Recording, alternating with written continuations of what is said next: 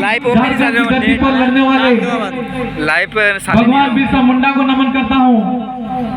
भारत के संविधान में ST/SC OBC और दलितों के अधिकारों के लिए लड़ने वाले बाबा साहब भीमराव अंबेडकर को भी नमन करता हूं। मैं काफी समय से सुन रहा था और मध्य प्रदेश के अंदर भी आप सब तमाम साथी सुनते आ रहे हैं और देखते आ रहे हैं कि पिछले कई वर्षों से इस क्षेत्र के अंदर जिस तरीके से मध्य प्रदेश, गुजरात और राजस्थान के अंदर भील समुदाय, आदिवासी समुदाय के अंदर जिस तरीके से जन जागरण हो रहा है और युवा हो, बुजुर्ग हो, मेरी मातृशक्ति हो, बहन हो, उनको देखकर ऐसा लगता है कि आज 78 साल बाद भी इस देश के अंदर हम लोगों के लिए जो अधिकार दिए गए थे उन अधिकारों को आज दिन तक धरातल पर लागू नहीं किया गया और हम लोगों को हमारे हक अधिकारों से वंचित किया गया। साथियों, यह समस्या कोई मध्य प्रदेश की समस्या नहीं है, यह समस्या गुजरात की समस्या नहीं है, यह समस्या राजस्थान की समस्या नहीं है, यह समस्या झारखंड की समस्या नहीं है, यह समस्या पूरे भारत देश के अंदर रहने वाले तमाम आदिवासी समुदाय, ST/SC OBC के तमाम मेरे जो आरक्षित वर्ग के भाई हैं उन सब की समस्याएं हैं। लेकिन इन समस्याओं को हम देखना नहीं चाहते। हम आपके बीच में आए हैं राजस्थान की धरती से, लेकिन मैं आप सबसे कहना चाहता हूं कि यह समस्या 78 साल बाद भी सरकारें बीजेपी और कांग्रेस की बनती आई, लेकिन उन समस्याओं का समाधान क्यों नहीं हुआ? उन लोगों ने आज तक हमारी समस्याओं का समाधान क्यों नहीं किया? उस बात का आपको जवाब ढूंढना होगा।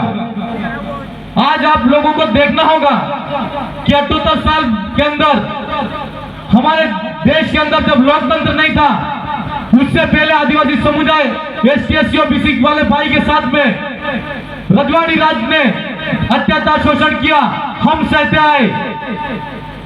धीरे से भी इस देश के अंदर अंग्रेजी आए और अंग्रेजों ने भी हमारे साथ में अत्याचार शोषण करते आए और हम सहते आए।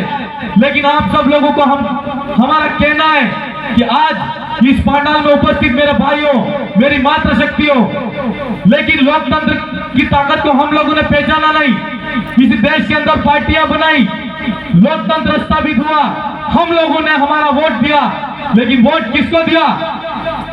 हमारे व्यक्ति को टिकट दिया और हमने वोट दिया, लेकिन गुलाम पार्टी के गुलाम नेता को हमने वोट दिया, इसलिए हमारे हक अधिकारों की रक्षा नहीं हुई। मेरे भाई, समय के साथ में अब हमको समझ जाना है कि अब लोकतांत्रिक व्यवस्था का सही इस्तेमाल करके लोकतंत्र के अंदर आज तक हम लोग मतदान करते आए हैं, लेकिन आज की जो बदलती हुई युवा पीढ़ी है वो अपने मतदान को मताधिकार समझ के सही जगह पे वोट दे रही है।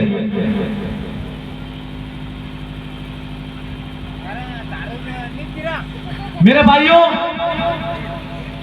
यह लड़ाई हम सबकी इसलिए जरूरी है कि जिस तरीके से इस देश के अंदर अंग्रेजी हुकूमत गई और अंग्रेजों से यह देश आजाद हो गया, लेकिन मध्य प्रदेश, गुजरात और राजस्थान के आदिवासियों को क्यों अलग किया?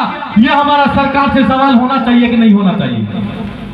होना चाहिए कि नहीं होना चाहिए? और अगर सरकार ने हम लोगों को अलग किया है तो हम लोगों को अलग क्यों किया?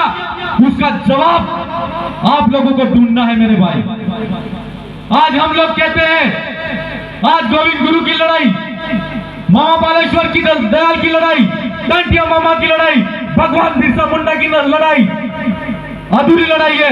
उस अधूरी लड़ाई को अगर पूरा करना चाहते हो तो मध्य प्रदेश, गुजरात और राजस्थान और ठेठ महाराष्ट्र, सौराष्ट्र तक हमारे आदिवासी समुदाय को अलग करके उन लोगों ने हम लोग को बिखेरने का काम किया।